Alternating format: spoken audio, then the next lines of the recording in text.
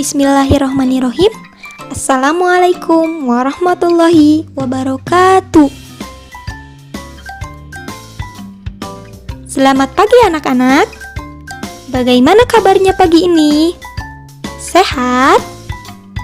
Semoga tetap sehat dan menjaga daya tahan tubuh. Tetap semangat walaupun belajar dari rumah.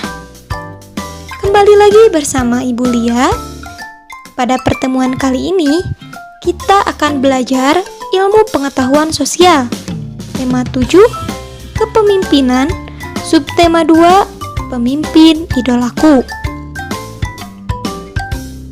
Kompetensi dasar yang akan kita pelajari ada KD 3.3, menganalisis posisi dan peran Indonesia dalam kerjasama di bidang ekonomi, politik, sosial, budaya, teknologi, dan pendidikan dalam lingkup ASEAN. Lalu ada KD 4.3, menyajikan hasil analisis tentang posisi dan peran Indonesia dalam kerjasama di bidang ekonomi, politik, sosial, budaya, teknologi, dan pendidikan dalam lingkup ASEAN. Anak-anak, tujuan pembelajaran kita hari ini ada 3. Yang pertama, siswa mampu menganalisis bentuk-bentuk kerjasama dalam bidang pendidikan antar negara di ASEAN. Yang kedua, siswa mampu menjelaskan peran Indonesia dalam kerjasama ASEAN di bidang pendidikan. Dan yang ketiga, siswa mampu menuliskan informasi tentang bentuk-bentuk kerjasama dalam pendidikan antar negara di ASEAN dengan benar. Kita langsung ke materi ya anak-anak. Kita akan membahas kerjasama negara-negara di Asia Tenggara dalam bidang pendidikan dan peran Indonesia dalam kerjasama ASEAN di bidang pendidikan. ASEAN atau Perhimpunan Bangsa-Bangsa Asia Tenggara. Adakah yang sudah mendengar atau sudah mempelajari? Nah, ASEAN ini adalah organisasi kawasan yang mewadahi kerjasama 10 negara di Asia Tenggara. ASEAN dibentuk tanggal 8 Agustus 1967 di Bangkok, Thailand, oleh 5 negara pendiri, yaitu Indonesia, Malaysia, Filipina, Singapura, dan Thailand, melalui penandatanganan Deklarasi Bangkok. Indonesia termasuk ke dalam salah satu negara pendiri ASEAN. Siapa tokoh pendiri ASEAN dari Indonesia? Adakah yang sudah membaca? Coba diingat-ingat siapa tokoh dari Indonesia yang merupakan salah satu pendiri ASEAN. Ya, betul. Adam Malik. Adam Malik merupakan tokoh dari Indonesia yang menjadi salah satu pendiri ASEAN. Memperhatikan gambar berikut. Itu adalah negara-negara anggota ASEAN. Ada 10 ya, tadi sudah dijelaskan. Yang pertama ada Indonesia, kedua Malaysia, ketiga Singapura, keempat Thailand, kelima Filipina, keenam Brunei Darussalam, ketujuh Vietnam, kedelapan Laos, Myanmar urutan keberapa? Myanmar urutan ke-9. Dan yang terakhir atau urutan ke-10 ada Kamboja. Negara-negara yang tadi Ibu sebutkan urutannya berdasarkan tanggal menjadi anggota. Yang paling awal disebutkan merupakan yang paling dulu masuk menjadi anggota. 5 negara awal merupakan pendiri terdiri dari ASEAN. Kita masuk ke pembahasan kerjasama negara-negara di Asia Tenggara dalam bidang pendidikan. Tujuan dari kerjasama ini ada dua. Yang pertama, meningkatkan kualitas pendidikan di negara-negara Asia Tenggara dan juga sekaligus meningkatkan daya saing pelajar di negara-negara Asia Tenggara. Banyak program yang dilakukan oleh negara-negara ASEAN sebagai bentuk kerjasama dalam bidang pendidikan. Salah satunya, kalian pasti pernah mendengar pertukaran pelajar. Pertukaran pelajar atau pertukaran guru merupakan salah satu program kerjasama di bidang pendidikan. Pasti kalian pernah mendengar tentang program pertukaran pelajar tersebut. Contohnya, pertukaran pelajar Indonesia-Malaysia. Pelajar Indonesia belajar di Malaysia, sedangkan pelajar Malaysia belajar di Indonesia. Kerjasama negara-negara di Asia Tenggara dalam bidang pendidikan. Secara umum, kerjasama ini ada dua. Yang pertama, deklarasi kerjasama pendidikan yang bertujuan mencapai masyarakat ASEAN yang peduli terhadap pendidikan. Yang kedua, pelaksanaan program pertukaran pelajar se-ASEAN. Contohnya tadi sudah Ibu jelaskan di atas.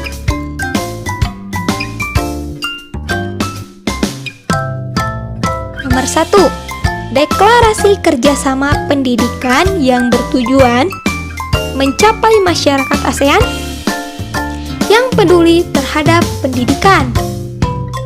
Yang melatar belakangi deklarasi ini adalah jumlah anak putus sekolah di beberapa negara ASEAN masihlah sangat tinggi.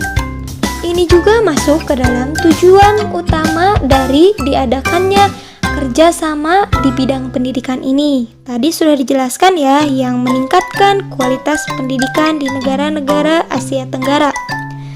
Dengan masih tingginya jumlah anak putus sekolah, ini menandakan bahwa pendidikan masihlah sangat rendah bagi sumber daya manusianya. Dan dengan adanya permasalahan tersebut, diadakanlah deklarasi kerjasama ini untuk mengatasi masalah tersebut bersama-sama. Berfungsi sebagai pendorong penyediaan sarana pendidikan dan tenaga pendidikan yang memadai. Dengan sarana pendidikan dan tenaga pendidikan yang memadai, maka output yang dihasilkan pun akan lebih berkualitas. Dan yang terakhir, dengan sarana pendidikan dan tenaga pendidikan yang memadai, membantu tercapainya kesejahteraan masyarakat. Sumber daya manusia yang lebih berkualitas akan meningkatkan tingkat kesejahteraan masyarakat. Yang kedua, pelaksanaan program pertukaran pelajar se-ASEAN. Mengangkat daya saing siswa dalam bidang pendidikan. Mengapa mengangkat daya saing siswa? Karena program pertukaran ini hanya untuk mereka yang berprestasi, berbentuk pemberian beasiswa. Dengan pemberian beasiswa dan pertukaran pelajar ini membantu memotivasi para pelajar untuk lebih meningkatkan kualitas dirinya dan lebih meningkatkan prestasinya. Juga mendorong berkembangnya wawasan ragam budaya.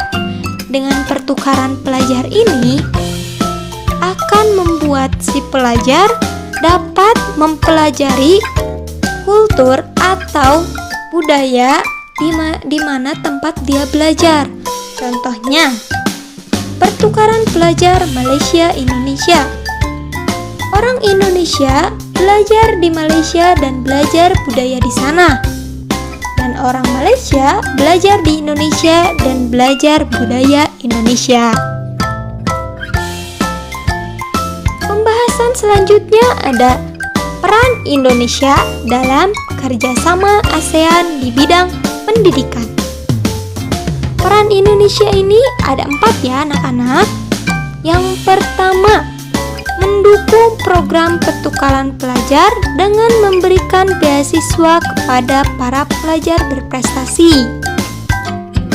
Mendukung di sini contohnya dengan mengirimkan delegasi dalam pertukaran pelajar ASEAN atau mengadakan pertukaran pelajar secara khusus dengan negara lain. Dengan pemberian program beasiswa ini dapat memotivasi setiap pelajar untuk lebih meningkatkan diri dan lebih berprestasi untuk mendapatkan beasiswa ini. Yang kedua anak-anak, ada menyediakan sarana pendidikan yang memadai untuk meningkatkan kualitas dan daya saing pelajar Indonesia. Dengan sarana pendidikan yang memadai, sumber daya manusianya pun akan lebih berkualitas karena pendidikannya difasilitasi. Daya saing pelajar Indonesia pun akan lebih tinggi.